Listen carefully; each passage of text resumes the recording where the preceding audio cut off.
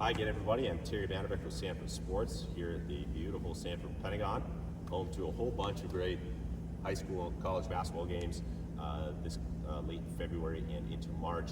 And today we're going to talk sports nutrition and how you can use that to your advantage in the tight window of tournament time. And joining us to talk about that, Lizzie Kasparek, registered dietitian, and our personal sports nutrition guru here. Lizzie, how are you? Hi, great, thanks. Great, thanks for being here. So tournament time, everybody's hoping they're playing 3 meaningful games in 3 days. Occasionally, summer league format, you might get 1 day off, but it's a tight window, intense competition, intense mental stakes, and certainly it feels very different than any 3-day span in a regular season. Lizzie, talk us through, and certainly there's a level of preparation to get to that point, but maybe I haven't prepared properly, but now I'm stuck in this pressure cooker of 3 days. Mm-hmm. What can I do to give myself the best chance to perform at best in that situation? Yeah, I would say after each game, you have to kind of assess, what time your game is and how much food you've been eating. But I really like athletes to kind of keep that consistent schedule of at least trying to get enough total calories for the day. So have you eaten a solid breakfast, lunch, dinner kind of situation? And then after each and every game, that recovery period is super important. So fluids, get some hydration, fluids, electrolyte, Gatorade, whatever it is. Get some carbohydrates, bread, pasta, rice, even maybe pizza, right? Right. Try to get some lean protein, so chicken, beef, something that would give you that protein that's going to help you recover for the next day. So that post-workout period is really important. Sure.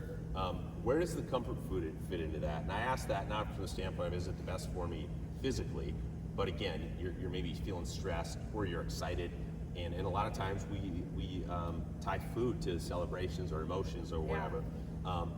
Walk me through that. What's my best case scenario if those chicken tenders are just calling my name and the fries? Yeah. Do I do it or do I skip it? Well, I try to get athletes to push that off until their last game. So whatever that last game is for that athlete, try to save that celebratory food until that last game so that, you can really enjoy the fries and the chicken tenders and all those kinds of foods, but try to be eating for performance leading up to that point. So anything up until that last game needs to be avoiding those crispy, crunchy, fried, breaded, creamy, cheesy kind of food. Those all are labeled as delicious in my brain, but also probably not the best for performance. So trying to build that performance plate with protein, carbs, maybe some color on that plate leading up to the last game. You know who's good at that? Wrestlers. So basketball players, take some lessons from wrestlers. It's the reward meal. Yeah. And you gotta make weight. You gotta get through your match before you get that. The other component, Lizzie, is I know you're a big proponent of marathon week nutrition, right? Mm-hmm. So it's not just that day. It's like trying to get in that rhythm, that pattern, at least that week in advance.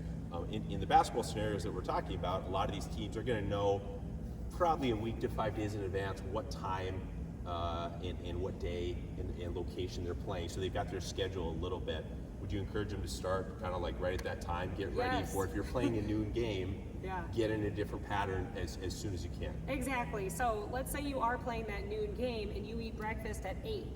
Midway through that game, you're going to be starving. You need to start kind of thinking about what am I going to eat right before that game that's going to be a good pre-workout snack to get me through that game. Because that's something that I see a lot is that athletes find that they're fading midway through the game and towards the end of the game when your performance really matters at those points, right? And so really eating something a little bit before, if it's been a couple hours, you need to eat something before that game, even if you ate a regular meal, if that makes sense. So so definitely be planning out the week before. You could do everything right on game day, but if you haven't been eating very well that week of your tournament, you're not probably going to play the best that you could.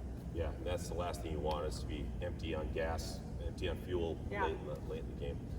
Good stuff. Lizzie, thank you as always for your information.